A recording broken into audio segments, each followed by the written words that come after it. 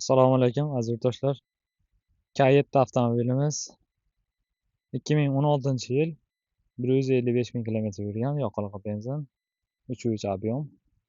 Mashinamiz mana ideal holatda turibdi. Hech qancha bo'lmadi kirib kelganiga.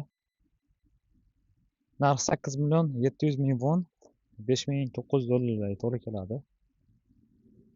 Kimga qiziq bo'lsa, aloqaga chiqib ko'rasizlar. Mashinamiz mana ideal holatda. Balon holatlari ham normal holatda turibdi mana. Salonlari jigarrang salon. Orqa shinalar isitadi. Multimedia boshqaradigan funksiyamiz bor orqada. O'ta keng holatda salon. Mashina unaqa urinib ketmagan. 5 ключевой dastur. Yonda bokovoyda sensori bor. Sidinalar elektronniy, sidina pamutlari ham mavjud. Polasa rejimlari ishlaydi mashinamiz. Unda sidinalar oldi sovutadi, isitadi, orqasi faqat isitadi.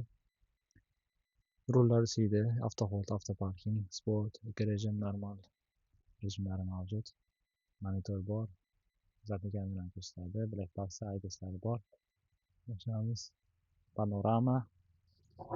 Kimga kerak bo'lsa, bemalol aloqaga chiqib ko'rasizlar.